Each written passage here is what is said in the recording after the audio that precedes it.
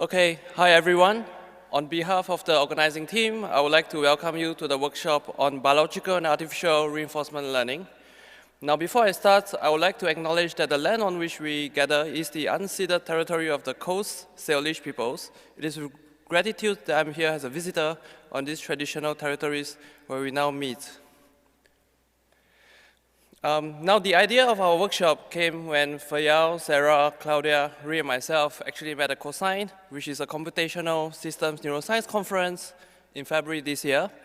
Given our diverse background in neuroscience, machine learning, and mathematics, we quickly realized how the communities could benefit from interacting more with each other, which led to the birth of this workshop. With great excitement, we are pleased and proud to present the lineup of our brilliant speakers here today. In this workshop, we aim to bring together researchers interested in biological and artificial reinforcement learning, with the aim of both gaining inspiration from neural and cognitive mechanisms to tackle current challenges in reinforcement learning research for designing intelligent agents, as well as using machine learning theory to further our understanding of humans or animals' brains and behavior. Now, for our workshop, we received 34 paper submissions and accepted 21 of them, which is approximately 61% acceptance rate. From this paper, we selected 3 fantastic oral presentations. The first is human flexibly transfer options at multiple levels of abstractions. The second is slow processes of neurons enable a biological plausible approximation to policy gradient. And the third is memento, further progress through forgetting. We would also like to thank our amazing program committee for helping us to review and select the papers, without whom this workshop would not be possible. We would also like to thank DeepMind for sponsoring our workshop, and UNIQ, which stands for Unifying Neuroscience and Artificial Intelligence in Quebec, for sponsoring our poster prizes. Before we begin with our first speaker, I also want to point out that we have a link on our website, or you can find us on Slido using the code here, to submit questions for the speakers. We will not be accepting any questions during the talk, but encourage all of you to submit them in Slido. We'll go through these questions during the panel discussion hosted by Grace at 5 p.m. today. You can also find the speakers during the poster sessions and coffee breaks. If you have any questions, please feel free to reach out to Sarah, Fayal, or myself. With that, I will introduce our first speaker, Jane Wong.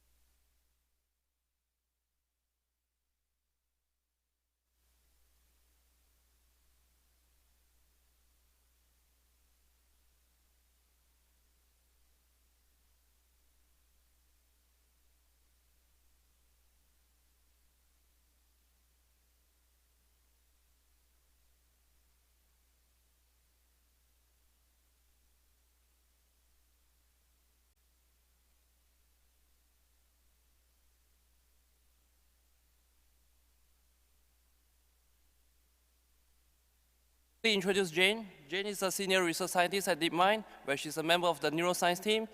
Today she'll be talking about from brains to agents and back. Please welcome Jane.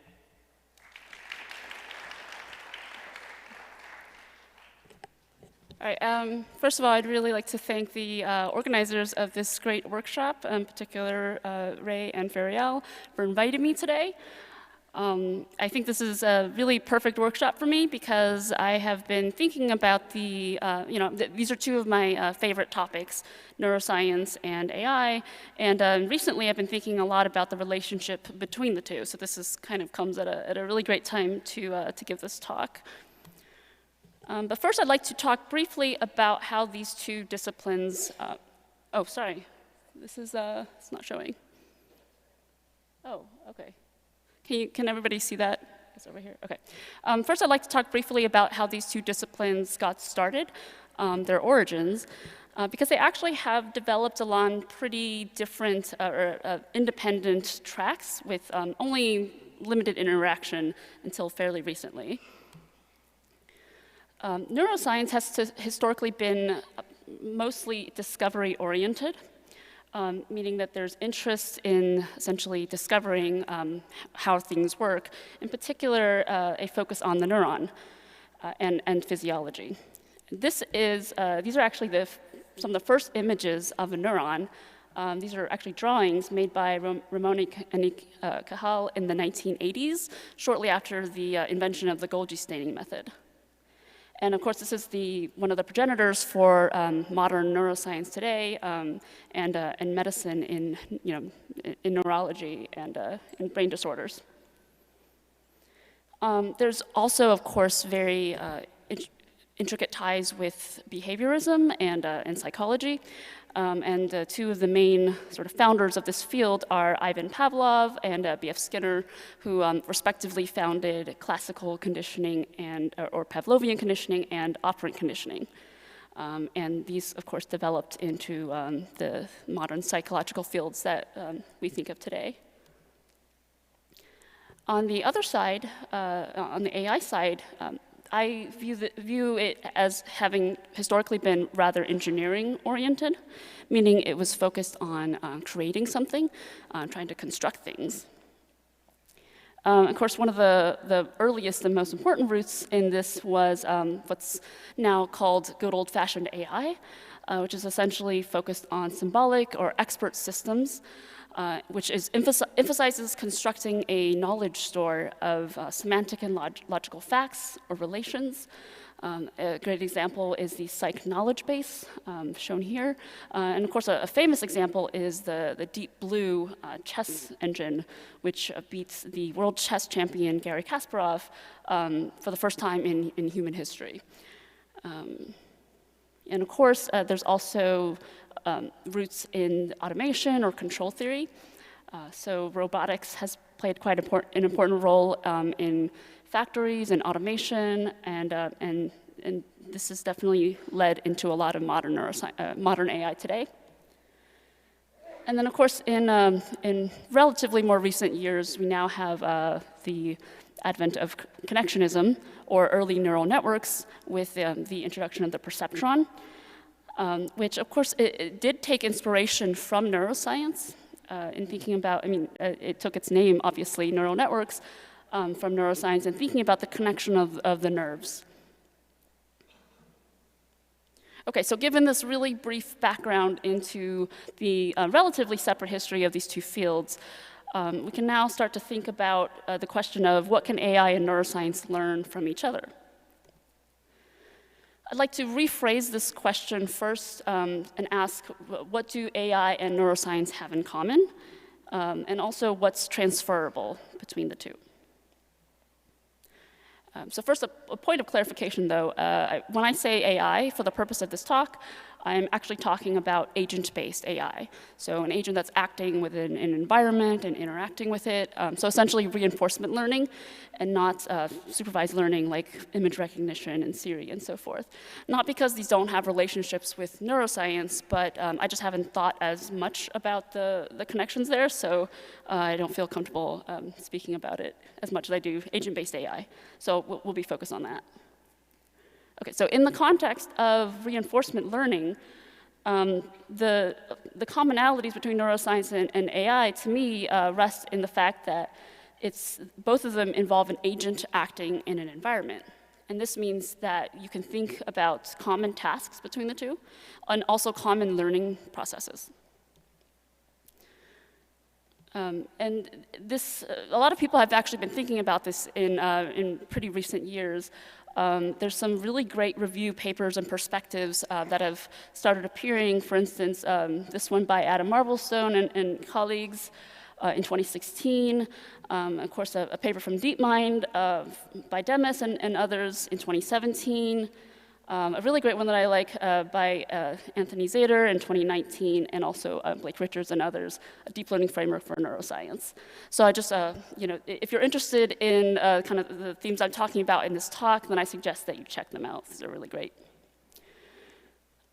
So looking through a lot of these review papers, it seems like we're generally agreed that neuroscience has had quite an impact on AI. There's been a pretty good flow of information, specifically in the form of convolutional neural networks, which was inspired in part by the visual system in the brain, reinforcement learning, which in part came from behaviorism, explicit memory and attention, and so forth. And so the main kind of theme of this is that neuroscience could offer insight into what inaccuracies we currently have in current algorithms of learning, and possibly suggest new ones. It's arguably a little tougher to think about what sorts of information can flow in the other direction. Of course, a lot of machine learning techniques are very applicable in neuroscience, but in terms of thinking about agent-based AI, it's not as clear. I like to think about it as pointing to inaccuracies in current theories of task requirements, suggesting new ones. But I'm actually not going to be focused on this particular direction in this talk today. If you're interested, you can find me afterwards, and I can talk to you about it. But I want to focus on the bottom arrow because I think this audience is mostly machine learning, so it might be more interesting to hear about that. Okay. So one challenge, of course, to thinking about the relationship between neuroscience and AI, which I alluded to a little bit earlier, is that they actually have different goals. So for the neuroscientists studying, for example, a rat, the agent is already, in a sense, fully formed. So it's already formed through previous experience and evolutionarily programmed instinctual responses. The goal is to really then try to infer these already existing behavioral patterns and to match these two neural signatures. But for an AI researcher, the priors are highly dependent on the engineering choices that you're making.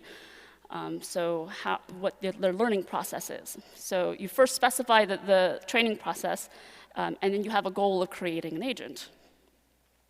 And these training processes can involve things like architecture, learning rule, the objective function, and of course the specific tasks that you're asking your agent to solve.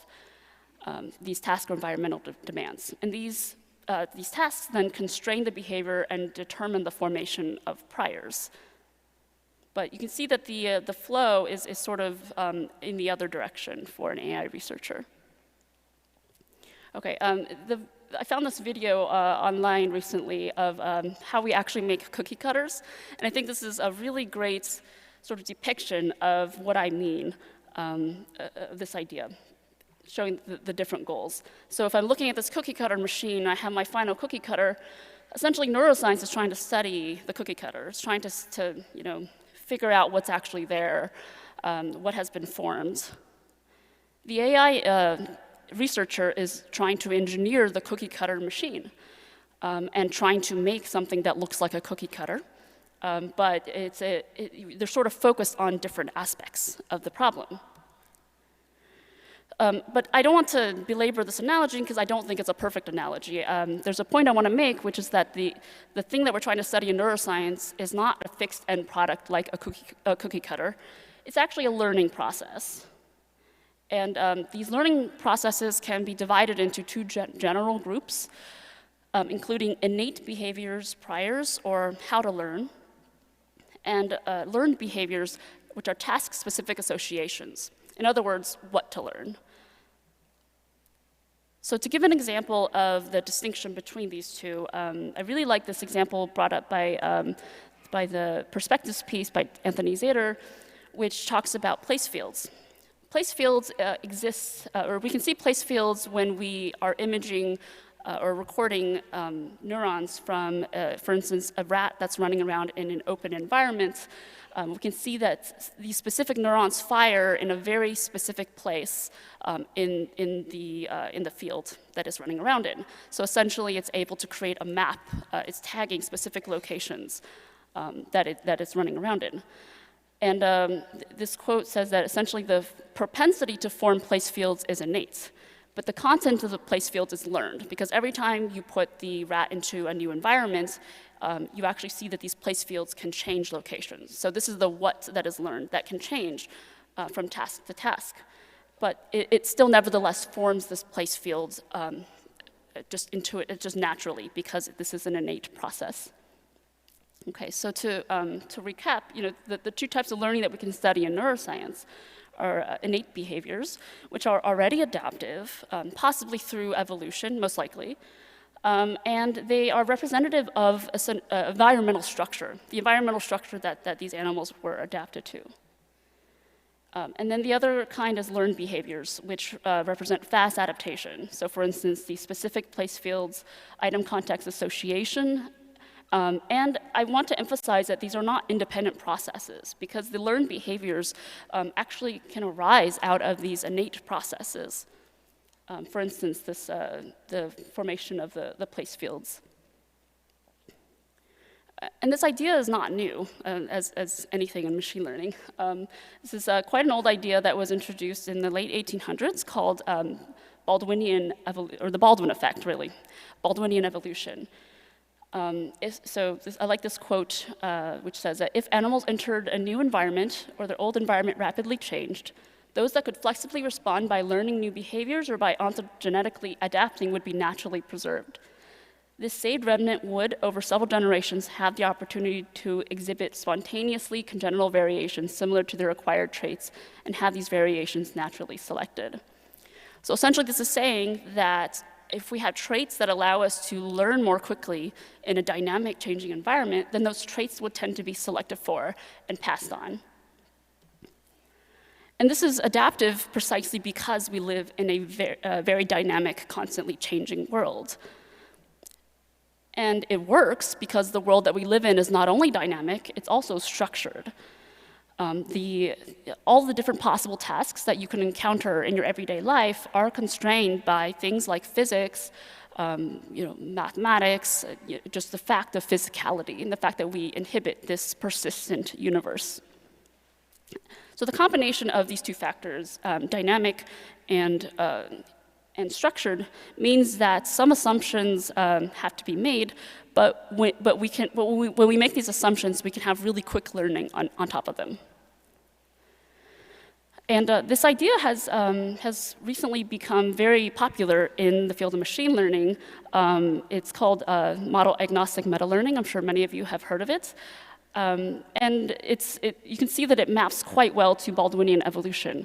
What MAML does is essentially it learns the initial parameters of a neural network such that within a few steps of gradient descent, you can solve a variety of new tasks. So it sounds very similar to the Baldwin effect. There's a minor difference in that the Baldwin effect has no gradients, so you're essentially doing more of a random search.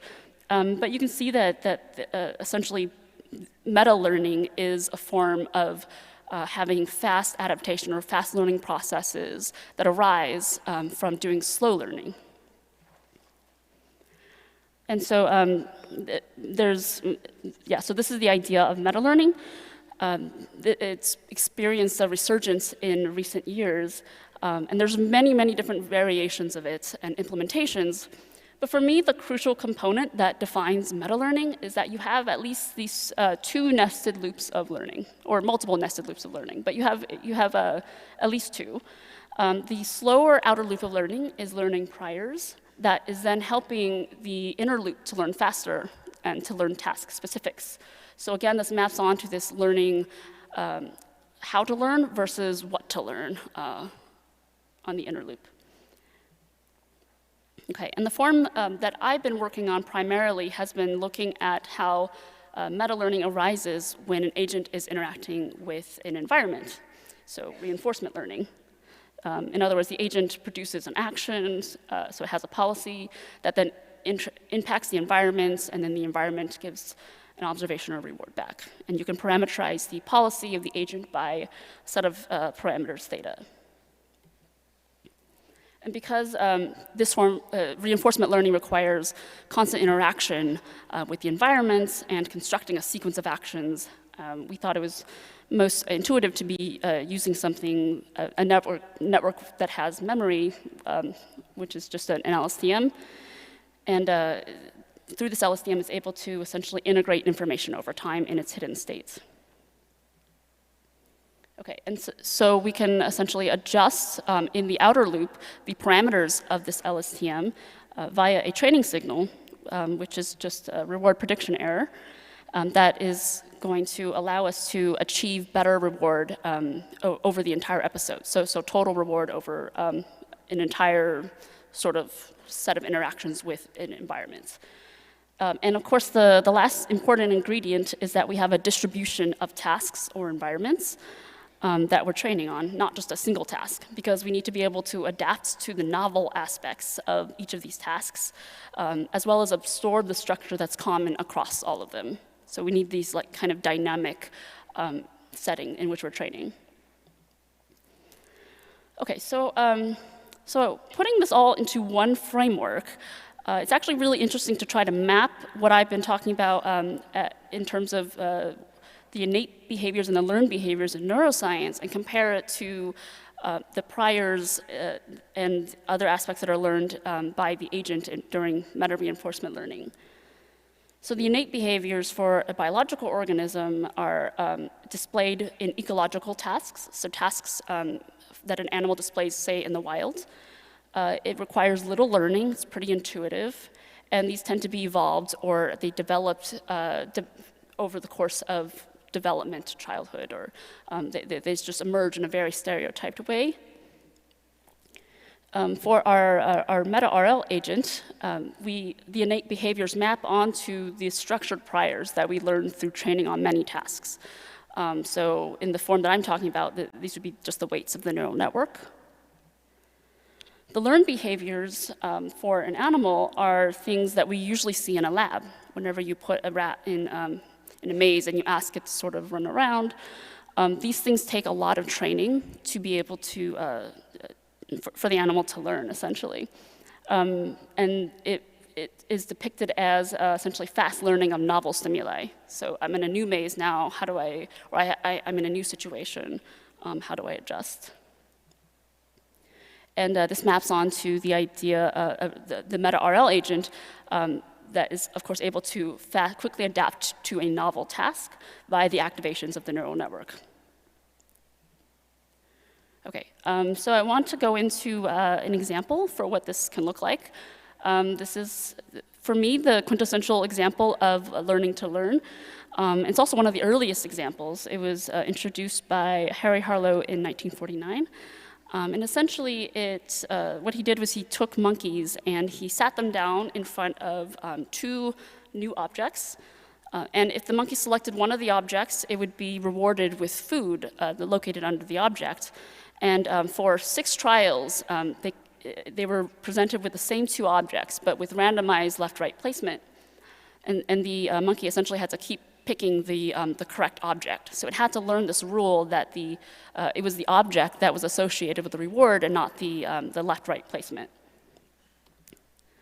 And he saw that over the course of, and I should say that at the end of the 6 trials, the monkey was given 2 completely new objects. So it had to learn how to deal with new objects, and it had to sort of generalize this idea of this rule of the object is related to the reward in the first trial. And so over the course of training on many episodes, the monkeys learned this essentially one-shot learning policy of, on the first trial, it would pick randomly, because it doesn't know anything about which is the rewarding object.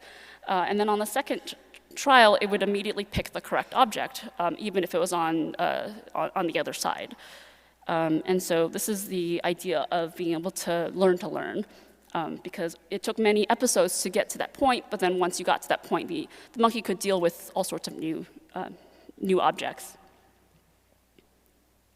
So we trained an artificial agent in a very similar way, except that we didn't have access to sort of an artificial monkey or anything. So we had to sit it in front of a virtual computer screen. And in order to select, instead of the objects, we had images, ImageNet images. And in order to select, the agent had to saccade towards it. So I'm going to show you in a little bit what it looks like, but essentially it had to sort of foveate towards the correct object. And if it was correct, it got a reward of +1. Otherwise, it got a reward of -1. And again, these objects are switching in position randomly from trial to trial. And you would get new objects, new images every 6 trials. So I've never actually talked about the failure cases of this particular experiment before, but I think it's actually quite interesting to look at, because when I was first trying to train our agents on the Harlow task, I found that it couldn't actually learn if I only had 2 images. And one of them was always rewarded and the other one was not rewarded, but then every episode I would sort of change that up. If I only had 2 images, it couldn't learn this task at all because the average reward is 0, and it didn't really help it to do anything, to even attempt to hazard a guess, because it could be wrong. If I increase the number of images to, say, 60 or so, it could learn it in training. It could learn on these 60 images, but it couldn't quite learn to generalize to new test images. Meaning that I couldn't get it to be able to learn on new images it had never seen before. But if I increase that size to 1,000 images, then all of a sudden it could learn it. It could learn it on new images. It could exhibit behaviors very similar to what the monkey showed. In that, in the beginning of training, it was sort of flat, and then at the end of training, is able to do this one-shot learning, where by trial 2, it's learned to pick the correct object no matter where it's located. Okay, so I brought this up because this is a phenomenon that's actually been seen by others as well. The idea that generalization becomes better with more training tasks. So OpenAI actually recently came out with this blog post talking exactly about this. They had some procedurally generated environments, and they showed that the training and the testing performance would actually converge. So you would get no generalization gap as you get more and more tasks, essentially, more versions of the task. So the equivalent of my images. And I think this is really interesting because this is essentially showing that we have a prior mismatch. So if I try to think about why did my agent fail with fewer images, I think that this is probably a prior mismatch between the prior that's useful for the task, which is assuming that the object's identity, or the specific image doesn't matter for the rule. But for a deep RL agent, which is constructed with an LSTM and maybe parameterized by millions of parameters, this is not the prior that it naturally has. And so you really need to sort of almost unlearn this prior in order to learn the correct one. Animals naturally have a generalization prior because they evolved in a dynamic world requiring it. And deep RL agents have priors that are built in by construction due to the architecture, learning procedure, and so forth. So I think it's pretty important that we think about how to better understand these priors and how our agents are learning and exactly what are the priors that we built into our agents.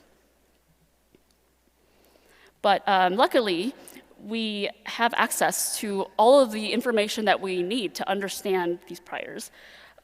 This is me doing virtual, electrophysiology essentially on my agent that's doing the Harlow task. Essentially, I'm just plotting the policy and all of the activations of the LSTM. And you can see that I have all of the information. I just need to sort of be able to figure out what it's doing. Of course, this is really complicated to understand. It's possible, but it takes quite a lot of work to try to understand it. So I want to show you first a very simple example of how we can try to understand our agent priors. So this is a two-armed bandit task, which is almost the simplest reinforcement learning task that you can come up with, because all the agent has to do is to select between these two arms, and each of the arms have some hidden probability of paying out, of giving a reward. And these probabilities are just drawn uniformly from 0 to 1. And we hold constant these probabilities for 100 trials or arm pulls, and this equals 1 episode. So if I just use the same meta-RL agent that I've been talking about, and I train on this task, and then I test with fixed weights, meaning I don't allow the LSTM to learn anymore. I just keep it completely fixed, and it's just doing all of this in its activations. You can see that it's basically learning this policy of doing optimal exploration exploitation. It's first pulling some suboptimal arms to test, and then it settles on the optimal arm for the rest of the episode. And so this is just shown for 300 episodes on the y-axis, and then time is on the x-axis. Because this is a simulated network, as I said before, we have access to all of the activations, so we can then ask what exactly is the representation of the policy that the agent is learning. So the independent what's under independent here are the, if I have two independent arms in this two-arm bandit task, so you see that there's 0 correlation between the probability of reward on the left arm versus the right arm. On the right, you can see a different version of the task. So I trained the agent on a version where the arms are perfectly correlated, where PR is equal to 1 minus PL. And if I then, after it learned, if I then apply some AI electrophysiology, and I can take the hidden states of the LSTM and do some dimensionality reduction on it, I can get a representation for essentially what the agent is thinking about each task as it's doing it. So what you see down here at the bottom left is an agent that was trained on the independent two-arm bandits. And each dot here is 1 episode, and it's color-coded by the probability of being rewarded if you pull the left arm. And you can see that it's learned this sort of two-dimensional manifold space. It's representing state space in terms of 2 dimensions, 2 degrees of freedom. And this corresponds to the fact that there are 2 degrees of freedom in the task. And on the right, you can see that it's learned a single-dimensional manifold, and this is because the 2 probabilities are perfectly correlated. So we've essentially been able to recover a structure, the task structure, in the agent activity. And this is what it looks like as you go through the course of 1 episode. You can see that it sort of eventually converges upon the correct part of state space. As it's getting information, essentially, as it's integrating the observations that it's seeing. Okay, so we've seen that meta-RL agents can absorb structure present in the distribution of tasks. The last thing I want to say is that we can show that a memory-based meta-learning actually will necessarily represent task structure.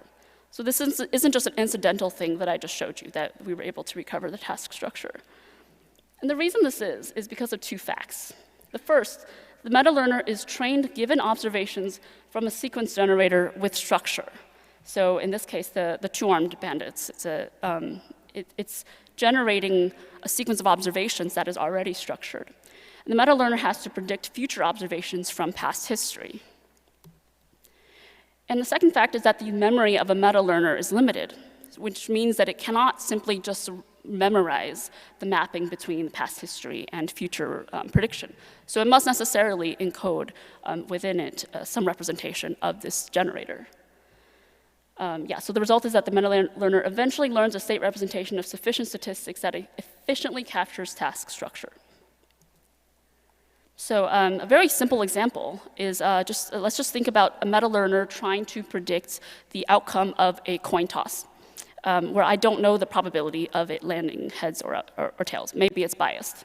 Down here, we can see this is the minimal finite state machine for a predictor of these coin tosses of a coin with an unknown bias, where the numbers here represent the number of times you've observed heads or tails, and then the colored bars represent the sort of your prediction of the probability of what the bias is. So as you see more tails, you start thinking that it's more and more biased towards tails and so forth. And here is a meta-learner that's trained to just predict what the outcome is. And we've, again, reduced the dimensionality of its representation. And we can see it's a very similar structure to the minimal state machine. And so essentially, the meta-learner has been able to meta-learn sufficient statistics that represent its estimate of what the state is of the task. Okay, so some final takeaways from me. I told you about kind of the relationship between neuroscience and AI and their respectively different goals, discovery versus creation. Neuroscience can study two types of learning behaviors: innate priors that constrain how we learn, and fast adaptation that determines what we learn. And both are needed, both kinds of learning are needed because the universe is structured and dynamic. And we can induce better priors in our agents through meta-learning and analysis of the learned policies. So yeah, I want to thank my colleagues at DeepMind who helped a lot with this work, and all of you for listening today. So, and I'll take questions. Oh, sorry, no questions. Sorry, no questions. Oh, so thank you, Jane, once again. We will now go for coffee break and poster sessions, and we'll be back at 10:30. See you.